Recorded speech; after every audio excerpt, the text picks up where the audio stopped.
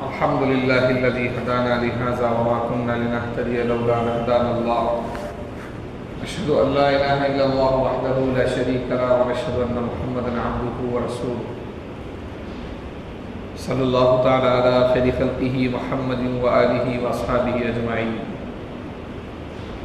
أما بعد قال الله تبارك وتعالى في كتابه المجيد والفرقان الحميد فأعوذ بالله من الشيطان الرجيم بسم الله الرحمن الرحيم يا أيها الرسل كلوا من الطيبات واعملوا صالحا إني بما تعملون عليم.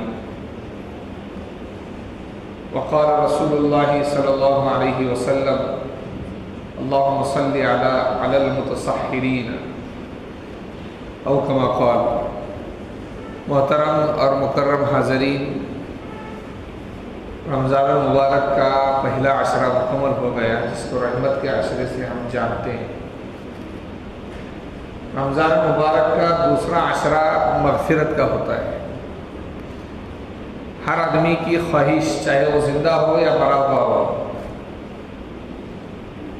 جو لوگ دنیا میں تھے ان کی بھی خواہش یہی تھی، جو قبر میں آج آرام کر رہے ہیں ان کی بھی خواہش یہی ہے کہ ہماری مغفرت کر دی جائے. ایک بزرگ قبرستان کے پاس سے گزر رہے تھے تو انہیں قبر کے اندر سے قرآن پڑھنے کی آواز آئی اور بہترین انداز سے آئی. قرآن کریم قبر کے اندر سے سننے کے بعد کہنے لگے کہ سبحان اللہ، اتنی اچھی بات ہے، یہ قبر سے قرآن کریم کی آواز آ رہی. تو آواز آئی، ارے بندے، اس قبر میں 1000 قرآن پڑھنا بھی ایک نیکی کا فائدہ نہیں دے گا. مرنے کے بعد قبر میں آپ کتنا ہی قرآن پڑھے ثواب نہیں لکھا جائے گا. ثواب لکھنے کی جگہ دنیا ہے، آخرت نہیں. اس لیے دنیا کو کہا جاتا ہے دار العمل، عمل کرنے کی جگہ، کام کرنے کی جگہ، کھیتی کرنے کی جگہ. کہاں تو ایک مرتبہ سبحان اللہ جو کہہ رہا ہے، یہاں پر 1000 قرآن پڑھنا بھی اس کے برابر نہیں ہو سکتا. اس لیے ہر آدمی چاہتا ہے کہ میری مغفرت ہو جائے. زندہ ہونے کی حالت کے اندر بھی آدمی اپنی مغفرت کی دعا مانگتا ہے، اور موت ہونے کے بعد اس کے رشتہ دار، دوست و احباب، اولاد دعا مانگتی ہے. رمضان المبارک کا دوسرا عشرہ جو ہے وہ مغفرت کا عشرہ ہے. اس لیے اس کے اندر استغفار کی کثرت کرنا چاہیے. استغفر اللہ ربی من کل ذنب واتوب الیہ. اگر کوئی آدمی یہ نہیں پڑھ سکتا ہے تو اپنی زبان سے اتنا کہہ دے کہ اللہ میری مغفرت فرمائی، اللہ میری مغفرت فرمائی، اللہ میری مغفرت فرمائی. حضور اکرم صلی اللہ علیہ وسلم گناہ سے پاک اور صاف تھے. نبیوں سے گناہ سرزد نہیں ہوتے اور اللہ ہونے نہیں دیتے. اس کے باوجود حضور اکرم صلی اللہ علیہ وسلم کہتے تھے یا ایھا الناس توبوا الی اللہ واستغفروا. اے لوگو، اللہ سے توبہ کرو، اللہ سے توبہ کرو اور استغفار کرو. اور پھر آگے آپ صلی اللہ علیہ وسلم نے کیا فرمایا؟ فَإِنِّي أَتُوبُ إِلَيْهِ فِي الْيَوْمِ 100 مرة، کہ میں ہر دن میں 100 مرتبہ اللہ سے توبہ کرتا ہوں. نبی ہونے کے بعد 100 مرتبہ توبہ کر رہے ہیں. ہم تو معمولی انسان ہیں، تو گنہگار ہیں. اس لیے ہمیں تو صبح اور شام اللہ سے استغفار کرنا چاہیے، گناہوں کی معافی مانگنا چاہیے، مغفرت کا پروانہ مانگنا چاہیے کہ اللہ تعالیٰ آپ ہمیں اس رمضان مبارک میں معاف فرمائیے، ہمارے گناہوں کو بھی معاف فرمائیے اور ہمیں جنت کا حقدار بھی بنائیے. بہرحال میں نے حدیث پڑھی ہے ایک، اس کے اندر سحری کے متعلق ہے. سحری کھانے کے متعلق اسلام میں کیا اعمال بتلائے گئے، کیا اس کا سنت طریقہ ہے. تو رات کے آخری حصے میں 6 رات کے حصے کریں گے. فضائل اعمال کے اندر بھی یہ بات لکھی ہے. تو آخری کا جو گھنٹہ ہوتا ہے یا آخری کا جو چھٹا حصہ ہوتا ہے اس کے اندر سحری کھائی جاتی ہے.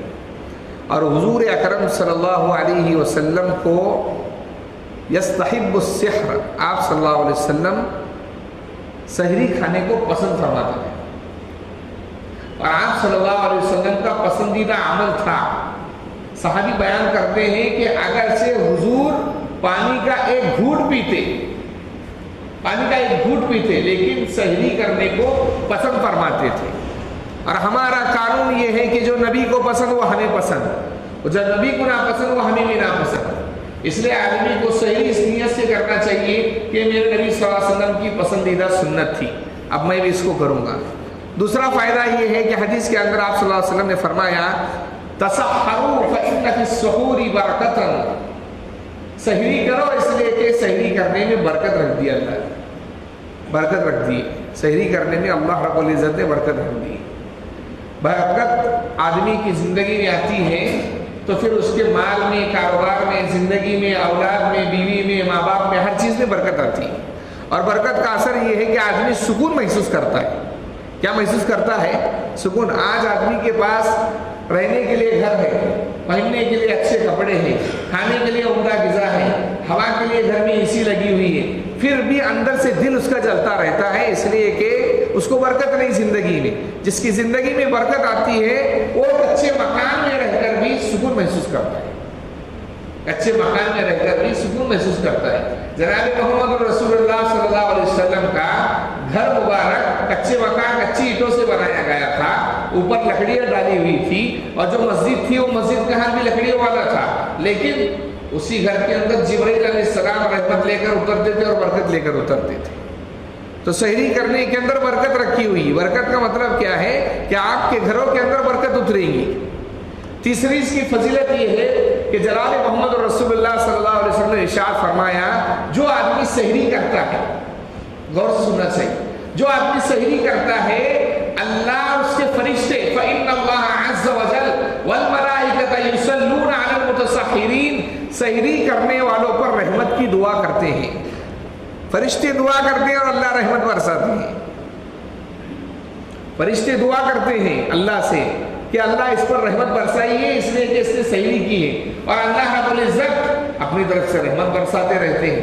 تیسری اس کی فضیلت سحری کی یہ ہے کہ آپ صلی اللہ علیہ وسلم کی دعا نصیب ہوتی ہے, اس لیے کہ آپ صلی اللہ علیہ وسلم نے سحری کرنے والوں کے لیے دعا کی ہے اللہم صلی علی المتصحرین, یہ اللہ سحری کرنے والوں پر اپنی رحمت نازل فرمائیے. اب جناب محمد رسول اللہ صلی اللہ علیہ وسلم کی کوئی دعا قبول ہوئے بغیر رہتی نہیں ہے. اللہ رب العزت اپنی نبی کی دعا کو ضرور سنتے ہیں, لہٰذا جو بھی آدمی سحری کرے گا وہ نبی اکرم صلی اللہ علیہ وسلم کی دعا کا مستحق ہوتا ہے. اور آپ صلی اللہ علیہ وسلم نے پانچویں بات فرمائی سحری کے بارے میں کہ سحری کیا کرو, سحری کو مت چھوڑا کرو, اس لیے کہ ہمارے اور یہودی عیسائی لوگوں کے درمیان سحری کرنے کے ذریعے روزے میں فرق ہوتا ہے. عیسائی لوگ بھی روزہ رکھتے ہیں, یہودی لوگ بھی روزہ رکھتے ہیں, لیکن ان کے روزے رکھنے میں سحری نہیں ہوتی. سحری صرف ہم کرتے ہیں مسلمان, اس لیے ہمیں سحری کرنا چاہیے. اس لیے ہمیں کیا کرنا چاہیے؟ سحری کرنا چاہیے. ہمارے اور یہودی لوگوں کے درمیان فرق ہوتا ہے, وہ بھی روزہ رکھتے ہیں. آپ کو معلوم ہونا چاہیے کہ بعض کنٹری کے اندر جہاں پر یہودی لوگوں کی آبادی ہے, ایک تو وہ دیش اسرائیل جو کمینے یہودیوں سے بھرا ہوا ہے, اور کچھ یہودی فرقے وہ ہیں جو لندن کے اندر رہتے ہیں, ان میں سے سدھرے ہوئے بھی لوگ ہیں جو دوسرے ممالک میں رہتے ہیں. تو پورا مہینہ رمضان کا وہ مسلمانوں کے جیسا لباس پہنتے ہیں, روزے رکھتے ہیں, عبادت کرتے ہیں. تو ان سے پوچھا گیا کیوں کرتے ہو؟ کہا اس سے ہماری جسمانی ورزش ہوتی ہے, اس سے ہماری جسمانی ورزش ہوتی ہے, بدنی طاقت ہمیں نصیب ہوتی ہے, قوت نصیب ہوتی ہے. تو اس لیے مسلمانوں کو سحری کرنا چاہیے کہ یہودی اور ہمارے درمیان فرق ہو جائے. چھٹی بات آپ صلی اللہ علیہ وسلم نے سحری کرنے کے بارے میں یہ بات فرمائی ہے کہ سحری کیا کرو اگرچہ کھجور ہو. کھجور سب سے بہترین سحری ہے. اگر آدمی کا پیٹ بھرا ہو تو آدمی کو سحری کے اندر کھجور کھانا چاہیے. عرب کے اندر کھجور تھی, اس کے علاوہ بھی غذائیں ہوتی تھی, لیکن جناب محمد رسول اللہ صلی اللہ علیہ وسلم نے فرمایا نعم السحور اکلۃ التمور یا اکلۃ التمر او کما قال, کہ سب سے بہترین سحری کھجور کا کھانا ہے, کھجور کا کھانا ہے. اس لیے سحری کرنا چاہیے, اس لیے کہ برکت نصیب ہوتی ہے. اللہ کے فرشتے دعا کرتے ہیں، اللہ اپنی رحمت برساتے ہیں، جناب محمد رسول اللہ صلی اللہ علیہ وسلم کی دعا نصیب ہوتی ہے، اور یہودی اور ہمارے درمیان فرق ہو جاتا ہے کہ ہم سحری کرتے ہیں۔ اس کے علاوہ اگر کسی آدمی کا پیٹ رات کے اندر بھرا ہوا ہے اور وہ سحری نہیں کرنا چاہتا ہے تو سحری کر لے، اس لیے کہ سحری کرنے کی وجہ سے تہجد پڑھنے کی توفیق نصیب ہوتی ہے، تہجد پڑھنے کی توفیق نصیب ہوتی ہے۔ اور تہجد وہ نماز ہے کہ اللہ والے، اولیاء اللہ، بزرگان دین جتنے بڑے گزرے ہیں سب تہجد کا اہتمام فرمایا کرتے تھے۔ کوئی ولی تہجد کے بغیر ولی نہیں ہو سکتا، کوئی ولی تہجد کے بغیر ولی نہیں ہو سکتا۔ اس لیے مولانا صاحب نے دائی کی صفت کے اندر یہ کہا ہے جو دائی تہجد نہیں پڑھتا ہے وہ دائی ہو نہیں سکتا۔ مولانا الیاس رحمت اللہ علیہ کے بارے میں آتا ہے معمولات میں کہ مولانا الیاس رحمت اللہ علیہ عشاء کے بعد فوراً سوتے تھے تراویح پڑھنے کے بعد رمضان کے اندر، اور 12 بجے اٹھتے تھے اور 12 بجے سے لے کر سحری تک نماز کے اندر مشغول ہوتے تھے، اور سحری کر کے پھر فجر کی نماز پڑھتے تھے، سحری کر کے پھر فجر کی نماز پڑھا کرتے۔ اس لیے تہجد کی توفیق نصیب ہوتی ہے، کم سے کم تہجد کی 4 رکعت پڑھ لینی چاہیے آدمی کو۔ اور اب آپ بولیں گے تہجد کی دعا اکثر کیوں قبول ہوتی ہے، تو اس کی وجہ یہ ہے، یاد رکھیے دن کے اندر گاڑیاں بہت زیادہ چلتی ہے تو ٹریفک سگنل بھی لگ جاتا ہے، اور رات کے اندر ٹریفک سگنل کوئی لگتا نہیں، اس لیے کہ راستہ خالی ہے تو گاڑی جلدی پاس ہو جاتی ہے۔ اب رات کے اندر اٹھ کر دعا مانگنے والے کم لوگ ہوتے ہیں، ایک ٹھیس دل میں اٹھتی ہے، ایک درد جگر میں ہوتا ہے، ہم رات اٹھ روتے ہیں جب سارا عالم سوتا ہے۔ اللہ کو رات کا اٹھ کر مانگنا سب سے زیادہ پسندیدہ ہے۔ اللہ اپنے فرشتوں سے کہتے ہیں کہ یہ وہ بندہ ہے جس نے اپنے گرم بستر کو، نرم بستر کو میرے محبت کی خاطر قربان کر کے میرے سامنے آ کر کھڑا ہوا ہے، اب جو مانگے گا میں اس کو دے دوں گا۔ اس لیے سحری کرنے سے تہجد کی نماز پڑھنے کی توفیق نصیب ہوتی ہے، اس لیے آدمی کو سحری کرنا چاہیے۔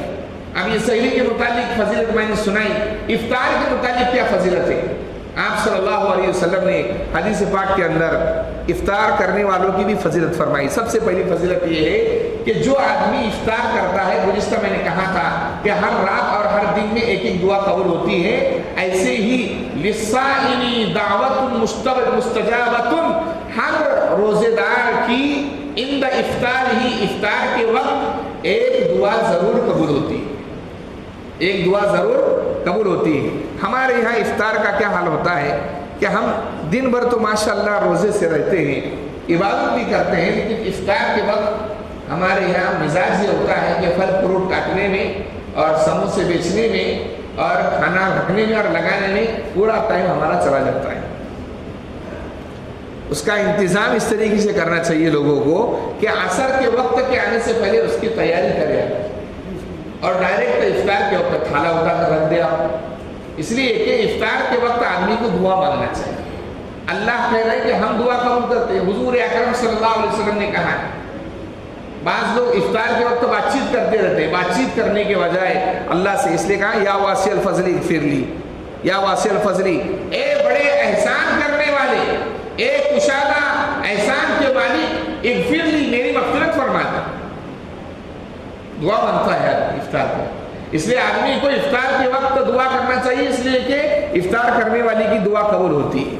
دوسرا یہ ہے، آپ صلی اللہ علیہ وسلم نے حدیث میں فرمایا للصائم فرحتان، فرحۃ عند فطرہ وفرحۃ عند لقاء ربی، روزے دار کے لیے دو خوشی ہے، روزے دار کے لیے دو خوشی ہے۔ ایک افطار کے وقت اس لیے کہ دن بھر کام کرنے کی وجہ سے، قرآن پڑھنے کی وجہ سے، نماز پڑھنے کی وجہ سے، بیوی اور بچوں کے حقوق ادا کرنے کے لیے، روزی کمانے کی وجہ سے منہ کو پیاس لگی ہوئی رہتی ہے، پیٹ کے اندر بھوک لگی ہوئی رہتی ہے، پریشان ہوتا ہے، اب جب افطار کرتا ہے تو سکون محسوس کرتا ہے، خوشی نصیب ہوتی ہے۔ اللہ کے نبی نے فرمایا یہ افطار کرنا بندے مومن کو خوشی دیتا ہے، اور ایک خوشی اس وقت ہوگی جب اللہ قیامت کے دن اپنی ملاقات کے وقت، جنت کے 8 دروازے ہیں، ایک دروازے کا نام باب الریان ہے۔ ریان کہتے ہیں کسی آدمی کو گرمی کے موسم میں صحرا کے اندر جس جگہ پر ریت ہی ریت ہو، بالو ہی بالو ہو، پانی کا نام و نشان نہ ہو، اچانک کوئی مسافر آ کر ایک ٹھنڈے پانی کا گھونٹ اس کو پلاتا ہے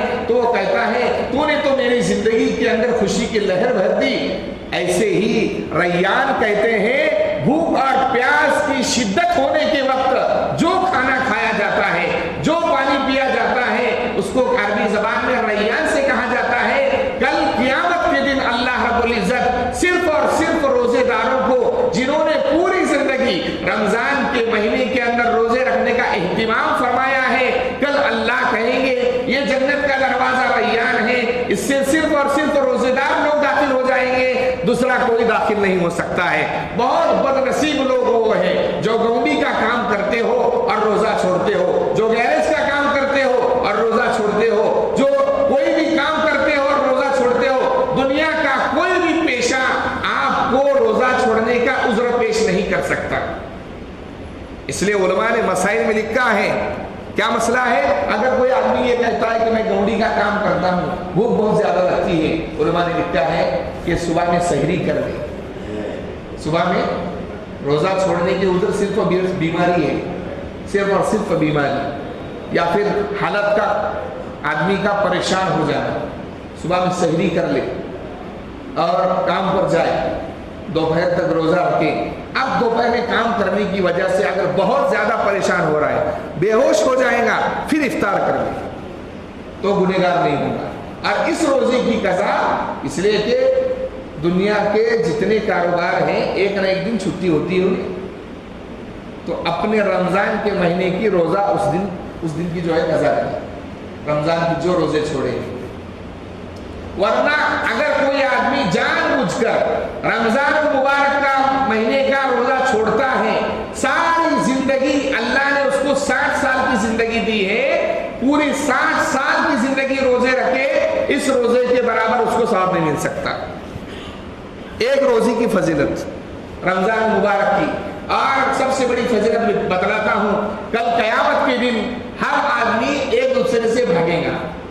ماں تو بھاگے ہی، جو ماں ہم سے بہت زیادہ محبت کرتی ہے، جو باپ ہمارے لیے سارے خرچے اٹھاتا ہے، جو دوست ہمارے لیے مدد کرتا ہے، جو خیرخواہ ہمارے لیے اچھائی چاہتا ہے، سارے کے منہ الگ طرف ہوں گے۔ آپ بھائی کے پاس جائیں گے، بھائی بولیں گے میں کچھ نہیں کر سکتا، دنیا کے اندر میں نے کیا ہوتا وہ بہت زیادہ ہے۔ اپنی بیوی کے پاس جائیں گا، بیوی کہیں گی کہ دنیا میں آپ کی بہت زیادہ خدمت کی، میں یہاں کچھ خدمت نہیں کر سکتی۔ اولاد کے پاس جائیں، اولاد کہیں گے ابا جان میں پریشان ہوں، کیا کروں۔ اس وقت روزے داروں کے لیے عرش کے نیچے، اللہ کے عرش کے نیچے کوئی سایہ نہیں ہوگا، سورج آدمی کے سر کے اوپر کھڑا رہے گا، دنیا سے 20 لاکھ گنا بڑا سورج، اور اتنے دور ہے، اتنے دور ہونے کے باوجود اگر تھوڑی گرمی بڑھتی ہے، 37 ڈگری ہو جاتی ہے دھوپ، یا 40 ڈگری ہو جاتی ہے، تو ہمیں دن میں تارے نظر آتے ہیں۔ یاد رکھیے اس قیامت کے دن میں سورج ہمارے سر کے اوپر صرف ایک بالش کا فرق ہوگا، اتنے نیچے سورج ہوگا، اور اللہ اپنے عرش کے نیچے دسترخوان لگائیں گے، عرش کے نیچے دسترخوان لگائیں گے۔ اب اس عرش کے نیچے دسترخوان لگے گا، لوگ آ کر کھا رہے ہوں گے، اور کچھ لوگ مایوس کھڑے رہیں گے، کون ہے یہ لوگ، کہاں سے ان کو افطاری کا سامان آ رہا ہے، کہاں سے ان کو کھانے کے لیے مل رہا ہے۔ فرشتے کہیں گے یہ وہ لوگ تھے جو دنیا میں روزہ رکھا کرتے تھے۔ کوئی سایہ نہیں اللہ کے عرش کے علاوہ، لیکن روزے دار کو کل قیامت کے دن اللہ اپنے عرش کے نیچے دسترخوان لگا کر کھانا کھلائیں گے۔ تو اس لیے روزے دار کے لیے 2 خوشی۔ تیسرا یہ ہے کہ جو آدمی افطاری کے وقت دعا مانگتا ہے، اللہ رب العزت اس کی دعا قبول فرماتے ہیں، فرشتے اس کے لیے مغفرت کی دعا کرتے ہیں اور جہنم سے آزادی کی دعا کرتے ہیں۔ یہ تو ہو گیا افطار کے متعلق۔ اب یہ افطار کرانے کی کیا فضیلت ہے؟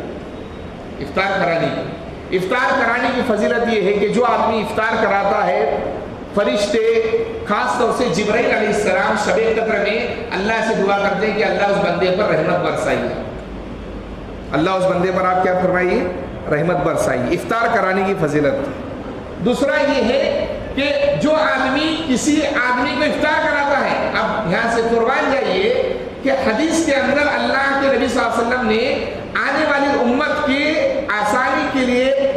कैसे तरीके बताए।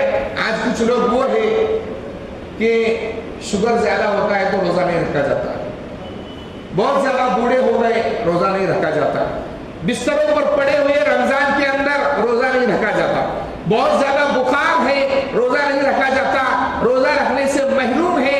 अब अगर वो रोजे का सवाब कमाना चाहते हैं, जनाब मोहम्मद रसूलुल्लाह सल्लल्लाहु अलैहि वसल्लम ने इरशाद फरमाया, जो आदमी किसी रोजेदार को इफ्तारी कराए, खाना खिलाए, जैसे रोजेदार ने रोजा रखा है ऐसे ही उसको रोजा रखने का सवाब मिलेगा, ऐसा ही उसको रोजा रखने का सवाब मिलेगा। अब याद रखिए, हमारे जो है ना शैतान जो है हमारा बहुत चालाक होता है। अब मैंने ये हदीस बयान फरमाई, कोई आदमी ऐसा ना कहे कि मैं तो नहीं रोजा रखूंगा लेकिन 30 दिन खाना बराबर खिलाऊंगा सबको, तो भाई नेकी बर्बाद, गुनाह लाजिम नहीं करना चाहिए आदमी को। जो लोग माजूर हैं रोजा रखने से, रोजा नहीं रख सकते हैं, उनके लिए ये हदीस है, और जिन्होंने रखा है वो भी ये कर सकते हैं, इफ्तार कराने की ये फजीलत। और अगर कोई माजूर आदमी है तो उसको भी एहतिमाम करना चाहिए कि कभी रोजेदारों के सामने खाना ना खाए, पानी ना पिए, इसलिए कि रोजे की तौहीन होती है। बाज लोगों को देखा गया है गुटखा और मावा, रोजेदार है, रोजेदारों के सामने खा रहे हैं, तो वैसे गुटखा और मावा खाना वैसे भी मकरूह हरामी है, हराम के करीब करीब है, फिर भी उसको खाते हैं लोग। किताबों के अंदर वाक़या लिखा है, नुज़हतुल मजालिस एक किताब है, उसके अंदर एक वाक़या लिखा है, रमज़ान मुबारक के महीने में एक यहूदी का बेटा दोपहर के वक्त खाने की चीज़ लेकर बाज़ारों में घूमकर खा रहा था, तो उसके बाप ने देखा उसको, देखने के बाद उसने बुलाया उसको और एक तमाचा रसीद किया उसको और कहा, शर्म नहीं आती तुझे, मुसलमानों का रोजे का महीना है और सारे लोगों के सामने खा रहा है, सारे लोगों के सामने खा रहा है। तो उसने कहा कि वालिद साहब आप नहीं खाऊंगा मैं, और फिर बात चली गई। चंद दिनों के बाद वो यहूदी का इंतकाल हो गया, तो उस गांव के जो अल्लाह वाले आदमी थे, उन्होंने ख्वाब में देखा कि ये हजरत यहूदी जन्नत के अंदर घूम रहे हैं, जन्नत की नियामतें उठा रहे। उन्हें ताज्जुब हुआ, इसलिए कि जन्नत में जाने के लिए इस जमाने में सिर्फ मोहम्मद रसूलुल्लाह सल्लल्लाहु अलैहि वसल्लम का सिक्का चलता है, नोट की वैलिडिटी खत्म हो जाती है, ऐसे ही सारे नबियों की वैलिडिटी खत्म हो गई, अब जनाब मोहम्मद रसूलुल्लाह का सिक्का चलेगा। परेशान हो गया, पूछा कि यहूदी थे आप, जन्नत के अंदर कैसे? तो कहा था तो यहूदी मैं, लेकिन मैंने मुसलमानों के रोजे के अदब के अंदर मेरे बेटे को मना किया था बाहर खाने से, तो मौत के वक्त अल्लाह ने फरिश्ता भेजा और उस फरिश्ते ने मुझे कलमा पढ़ाया इसरा मुसलमानों का, और फिर मुझे अल्लाह ताला ने जन्नत नसीब कर। रमजान मुबारक का अदब, इसलिए आदमी को इफ्तार कराना चाहिए लोगों को, खास तौर से अपने पड़ोसी लोगों पर भी ध्यान देना चाहिए। हम क्या करते हैं, मस्जिदों में लाकर इफ्तार कराते हैं, कराइए आप, बहुत अच्छी बात है, लेकिन अपने बाजू में जो आदमी है रह रहा है, क्या उसके पास खाने का इंतज़ाम है या नहीं है, उसके घर के अंदर खाना है या नहीं है, इसकी बहुत ज़्यादा फिक्र करना चाहिए। अब इफ्तारी कराने का मतलब ये है कि आदमी पेट भरकर खाना ना खिलाए, जो मालदार है जिसको अल्लाह ने बहुत ज़्यादा दौलत दी वो तो अच्छा खिलाए, दौलत को निछावर करे। देखो दौलत देने से कभी कम नहीं होती, वो तो हमेशा मिलती रहती है। हज़रत अली रज़ी अल्लाह तआला अन्हु ने एक मर्तबा उनके घर के अंदर अनार रखे हुए थे, वो साइल मांगने के लिए आया, मांगने के लिए आया। सहाबा इकराम तो वो थे जो अपने ऊपर दूसरों को तरजीह देते थे, तीनों अनार या फल फ्रूट जो थे उठाए और दे दिए उसको। और शाम के वक्त में एक आदमी आया टोकरा लेके, उसके अंदर वही फल फ्रूट रखे हुए लेकर आया। हजरत अली को कहा कि ये आपको तोहफा भेजा है एक ने।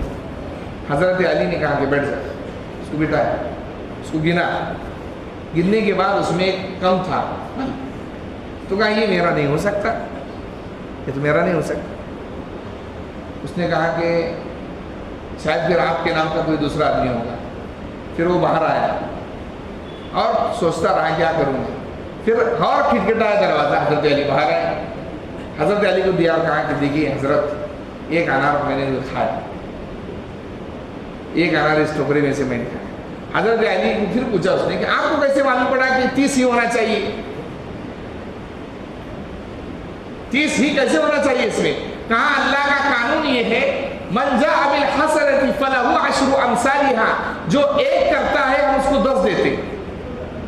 ایک نیکی کریں گے 10 ملیں گے, 1 روپیہ خرچ کریں گے 10 روپے ملیں گے, 10 روپے خرچ کریں گے 100 روپے ملیں گے. یہ قانون خدا بندی ہے. میں نے صبح میں 3 انار دیے, اب 30 ہونا چاہیے, ایک کم ہے.